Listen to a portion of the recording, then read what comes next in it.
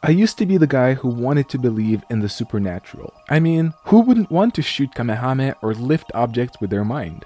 I wanted to learn if the supernatural is possible, or even more so, to learn to do it myself. That's actually one of the reasons I found Aikido to be appealing to begin with. The founder of Aikido, Morihei Ueshiba, also known as O-sensei / great teacher, was famous not only as a martial artist, but also as a mystic. There are dozens of recorded stories of his students sharing their experiences of his supernatural abilities. To make things even better, there's even filmed footage of him throwing his students around without touching them. The problem is, Morihei died more than 50 years ago, so there is no way to experience his alleged supernatural skills. But his legacy of Aikido still exists, and some Aikido masters are capable of showing similar no-touch throwing techniques too. I was hoping that by studying Aikido intensely, one day I would get to experience these supernatural abilities directly, or even better, maybe learn to do it myself.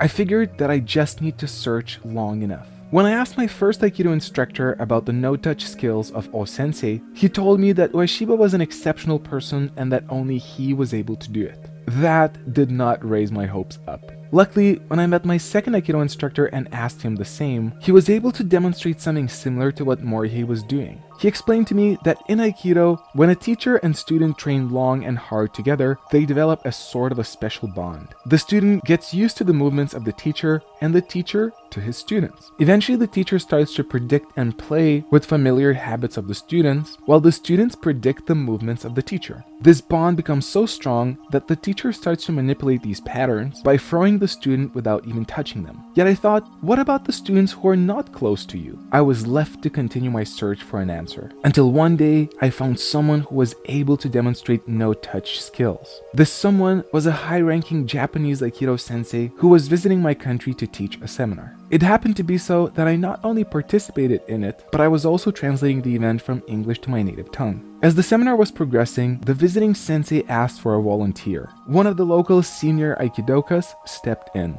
The Japanese sensei then continued to do a technique known as Morotadori Kokiho. In this technique, the attacker holds both hands of the performer as the performer throws the attacker down to his side. Usually, the technique ends here, but then the sensei asked the volunteer to release his hold. The sensei kept his hands in front of the attacker without touching him and asked him to try to get up. To everyone's surprise, he wasn't able to, while there was no physical contact between them, just the hands of the sensei held in front of him. The visiting instructor then asked for a couple more high-ranking local Aikidokas and performed the same feat with them. As the segment of the seminar ended, the visiting sensei then asked all of the high-ranking Aikido instructors to come and sit with him in a circle. As I was the designated translator, I joined them as well. The sensei gave the black belts an opportunity to ask questions. The very first question from one of the participants was, "How did you manage to hold someone on the ground without touching them?" I listened to the sensei answering in English and translated. If you train Aikido long enough, you start to develop certain powers. How do you get these powers? Someone else asked. You have to train long and hard to get there. There is no other way, the sensei answered. There it was. Evidence of the supernatural powers that I was looking for were right in front of me. And they worked not only on close students, but on other people too. I was eager to experience these powers as well, although I wasn't sure if I will get a chance. Luckily, the sensei invited me over during the next segment and asked to grab him the same way others did. I was excited. I realized I was about to experience a no-touch technique myself. He continued to throw me to his side and asked to let go of the grab. He then kept his hands in front of me the same way he did with others and asked me to try to get up. I turned on my side, moved around his hands, and got up without any problem. The Japanese sensei looked frustrated. He said to me, No, don't get up through the side. Try to get up towards my hands." I looked at him and said, "Okay."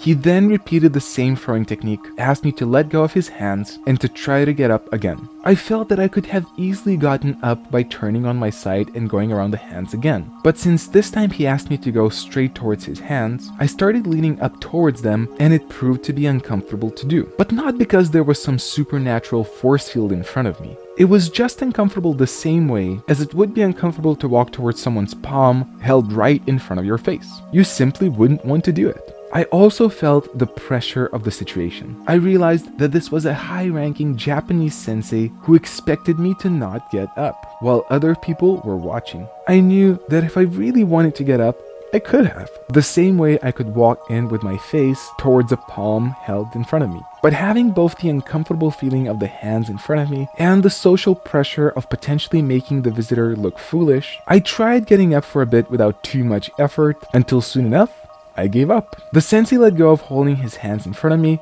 and walked away. I then understood. What the sensei did was not so different from what my second instructor explained. This was a mix of conditioning, psychology, human behavior, and social pressure. As I then looked at the footage of O-sensei doing no-touch techniques again, I started to see the exact same mix in action. If you're interested to hear more of my martial arts journey stories, click on this playlist right here. Thanks for watching, and as always, I wish you to own your journey.